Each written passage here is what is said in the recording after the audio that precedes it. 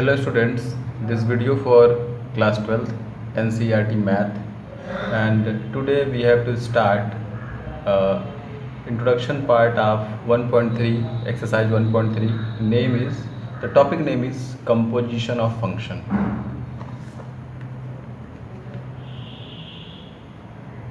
Composition of function. In last video we have to study about type of function on the basis of mapping, and this video we have to study about composition of function. इस topic में हम ये जानेंगे कि दो अलग अलग functions एक साथ कंपोज कैसे होते हैं। जैसे इसमें हम ये जानेंगे कि basically the two different functions are combined or composed with some special technique or some special rule. Okay, तो इसके लिए सबसे पहले हम यहाँ पे कुछ एग्जाम्पल ले लेंगे। जैसे दो फंक्शंस का एग्जाम्पल ले लेते हैं हम। पहला है, this is the first example. दो फंक्शन ले लेते हैं, एक f(x) = ले लेते हैं x³ + 3 and second function g(x) = ले लेते हैं cos x। ओके, और दोनों फंक्शंस को हम कंपोज करते हैं with special techniques, the help of special technique या मेथड और रूल्स। लाइक अगर दोनों फंक्शंस को हम कंपोज करेंगे तो हमारे पास एक फंक्शन है फंक्शन ऑफ g(x) जिसको हमें फाइंड करना होगा। दूसरा होगा फंक्शन ऑफ g(2)f(x) इसको हमको फाइंड करना होगा। इसे शॉर्ट फॉर्म में फॉग और गॉफ बोलेंगे। इसमें दो फंक्शंस हैं, एक f है, फंक्शन f(x) के साथ कंपोज हो रहा है, और यहाँ पे g(f) के साथ, इस f फंक्शन के साथ कंपोज हो रहा है। दोनों की वैल्यू देखते हैं कैसे हम फाइंड आउट करेंगे। बेसिकली इसमें हम टेक्निक्स देखते हैं कि fog(x) और gofx कैसे हमें ऑब्टेन होगा। तो फॉर फर्स्ट, fog(x) का मतलब क्या है? Function of g(x), function of g(x). Basically fog(x) का मतलब है, फंक्शन ऑफ g(x) का मतलब है फंक्शन ऑफ x के जगह पे क्या होगा? g(x). अगर हम इसका कंपेयर इस वाले टर्म से करें तो देखेंगे यहाँ पे fg(x) है और यहाँ पे f(x) है। तो इस x के टर्म पे हमने यहाँ पे g(x) यूज किया है। तो इस g(x) को हम जहाँ जहाँ x है वहाँ पुट कर सकते हैं। जैसे मैं ये कह रहा हूँ कि इसका कंपेयर मैंने इसके साथ किया है और इसके राइट हैंड साइड से मैंने वैल्यू को यहाँ लिख लिया। जैसे इसकी वैल्यू हो जाएगी g(x³ + 3। कैसे है? क्योंकि ये मैंने यहाँ पे x के जगह पे g(x) लिखा है और इस g(x) को मैंने यहाँ पुट कर दिया है। तो इस x के जगह पे क्या हो गया? g(x) का होल क्यूब और +3 = इसको ओपन कर दे तो क्या हो जाएगा? अब देखेंगे g(x) की वैल्यू क्या है। तो g(x) की वैल्यू क्या है? cos x है। तो यहाँ पे हम क्या लिखेंगे? cos x³ + 3, और एक बार और सॉल्व कर देंगे इसे तो हो जाएगा cos³ x + 3। Basically this is the value of fog(x). Okay, दूसरा है, सेम इसी टेक्निक का यूज करते हुए हम यहाँ पे gofx निकालेंगे। gofx का क्या मतलब है? Function of g of f(x). Okay, अब हमने यहाँ क्या किया? g के साथ जो x है वहाँ पे अब f(x) है, यानी cos f(x) हो जाएगी वैल्यू। यानी यहाँ पे क्या हो जाएगी वैल्यू? cos, और x यहाँ पे क्या है? f(x) है। तो हमने यहाँ पे लिख लिया क्या? F x. अब कॉस एफ एक्स की वैल्यू क्या है, सॉरी एफ एक्स की वैल्यू क्या है, एफ एक्स की वैल्यू है एक्स क्यूब प्लस 3, तो हम यहाँ पे इसके पे क्या रख देंगे, x cube plus 3, and now we have to solve, this is the final answer of gof x. Okay, this is the value of fog x and this is the value of gof x. एक और example ले लेते हैं।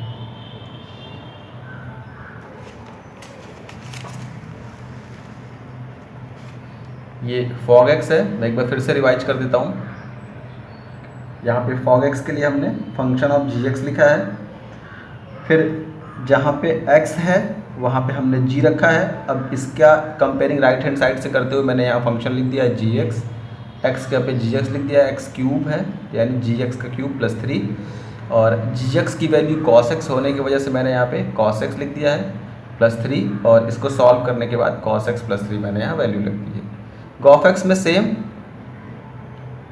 Function of g to f x के लिए हमने क्या लिखेंगे, अब जी एक्स है तो जी एक्स की वैल्यू क्या है, कॉस एक्स, मैंने कॉस लिख दिया, और एक्स अब यहाँ पे एफ एक्स है तो मैंने एफ एक्स लिख दिया। अब एफ एक्स की वैल्यू हम यहाँ से ले आके यहाँ पे पुट कर देंगे, तो एफ एक्स की वैल्यू एक्स क्यूब प्लस 3, और हम जब इसे सॉल्व कर लेंगे तो क्या हो जाएगा, ये कॉस एक्स क्यूब प्लस 3। तो ये हमारे पास फॉग और गॉफ एक्स का वैल्यू हो गया। हम एक और एग्जाम्पल लेके सॉल्व करते हैं, आपके लिए ज़्यादा ईजी रहेगा।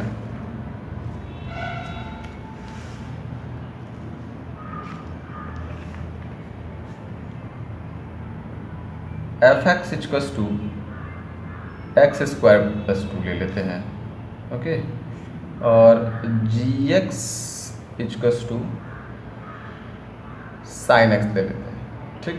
ये एक अनदर एग्जांपल है आपके फॉग एक्स और गॉफ एक्स को फाइंड करने के लिए। यहाँ पे हम फिर से फॉग एक्स फाइंड करेंगे और गॉफ एक्स भी फाइंड करेंगे, ओके। देखते हैं सोल्यूशन, देखते हैं।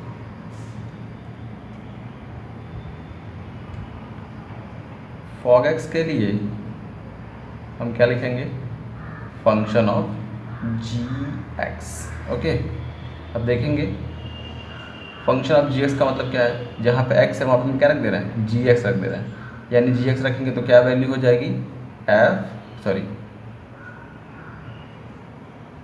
जी एक्स का स्क्वायर होल का स्क्वायर प्लस 2, क्योंकि एक्स का अब क्या है, जी एक्स है, और इसको लिखेंगे जी एक्स की वैल्यू क्या है, साइन एक्स, तो यहाँ पे लिखेंगे साइन एक्स का होल स्क्वायर प्लस 2, और सॉल्व कर देंगे तो वैल्यू क्या हो जाएगी, sine square x plus 2। This is the value of fog x. अब हम यहाँ पे गॉफ एक्स भी देख लेंगे। गॉफ एक्स इक्वल्स टू हो जाएगा जी फंक्शन ऑफ एफ एक्स, और जी ऑफ एफ एक्स का मतलब है कि साइन, यहाँ पे इसकी वैल्यू हमने एफ एक्स लिख दी है तो साइन लिख दिया, और एक्स पे क्या लिख देंगे, एफ एक्स लिख देंगे, एफ एक्स, और साइन एफ एक्स की वैल्यू क्या है, x square plus 2। Now the value is sine x square plus 2। Then I hope you understand with these examples. If you have any issue, you can ask to me your doubts, and this is for your homework. आप practice करिए। मैं यहाँ पे एक function दे रहा हूँ for practice. आपके लिए एक फंक्शन है f x equals to x square plus x एक फंक्शन है, और दूसरा फंक्शन जो है वो है tan x ले लीजिए। तो इसमें आप fog x क्या होगा और गॉफ x क्या होगा, ये सॉल्व करके कमेंट बॉक्स में सेंड करिएगा। ओके स्टूडेंट्स, ये आपके लिए होमवर्क है, प्रैक्टिस है। अब देखते हैं एंड अदर थिंग्स।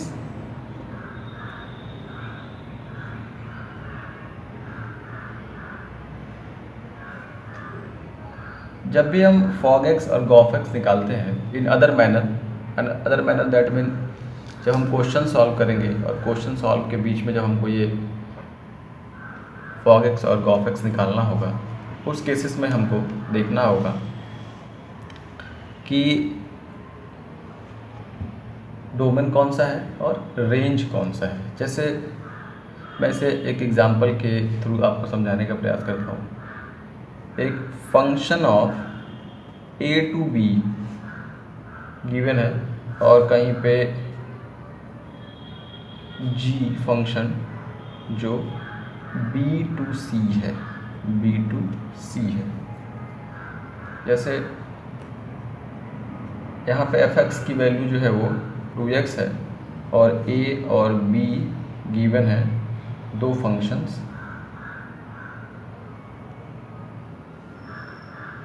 हम यहाँ पे देख लेते हैं। जैसे 1 2 3 4 ले लेते हैं, 1 2 3 4, ठीक है। तो हम जानते हैं कि एफ एक्स को y कहते हैं और बेसिकली यहाँ पे जो वैल्यू है x की वो a टू b है, यानी हमें इसकी वैल्यू यहाँ पुट करना होगा और हमको दूसरे की वैल्यू यानी b की वैल्यू लाना होगा, यानी कोडोमेन की वैल्यू लाना होगा। हम ले आते देते हैं। 1 पुट करने पे वैल्यू हो जाएगी 2, 2 पुट करने पे 4, 3 पुट करने पे 6, 4 पुट करने पे वैल्यू हो जाएगी 8। और इससे अगर देखें और इसमें टर्म्स दिया होगा, सॉरी एफ एक्स देना, G x equals to x plus 5 दिया हो, तो हम सी ऑब्टेन करना चाहें तो क्या होगा, सी ऑब्टेन करना चाहें तो क्या होगा। अब जी एक्स जो है वो स्टार्ट कहाँ से हो रहा है, बी टू सी है, यानी ये इस फंक्शन के लिए ये इसका डोमेन था, ये डोमेन था और ये ऑब्टेन्ड किया हुआ कोडोमेन था, कोडोमेन था। बट इस फंक्शंस के लिए अगर हम इससे कुछ को देखें तो ये डोमेन हो जाएगा, डोमेन हो जाएगा, इसके लिए डोमेन हो जाएगा और ये इसके लिए क्या हो जाएगा, कोडोमेन हो जाएगा, कोडोमेन। तो अगर इसको हम फाइंड आउट करना चाहें तो क्या होगा, अब डोमेन की वैल्यू हम यहाँ पुट करेंगे और कोडोमेन की वैल्यू ऑब्टेन करेंगे। तो 2 पुट करने पे क्या वैल्यू आएगी, 7, 4 पुट करने पे 9, 6 पुट करने पे 11 और 8 पुट करने पे 13। यानी अगर इसको हम देखें तो ये इसके लिए क्या था, ये इसके लिए डोमेन और ये कोडोमेन था, और अब ये कोडोमेन ही दूसरे फंक्शन के लिए डोमेन है और इसके लिए ये कोडोमेन है। तो बेसिकली मैं ये कहना चाहता हूँ कि आपको अलग अलग टाइप के फंक्शंस दिए रहेंगे, उनके कुछ क्रेडेंशियल भी दिए रहेंगे और आपको हमेशा इस बात का ध्यान रखना होगा कि डोमेन और कोडोमेन एग्जैक्टली कौन से होंगे। ओके, कुछ एग्जांपल्स हम और देखेंगे अगले वीडियो में, तो हम समझ पाएंगे कि इस एग्जांपल का एक्चुअल मीन क्या है। Okay students, watch my video and if you have any doubt ask to me in comment box. Thank you.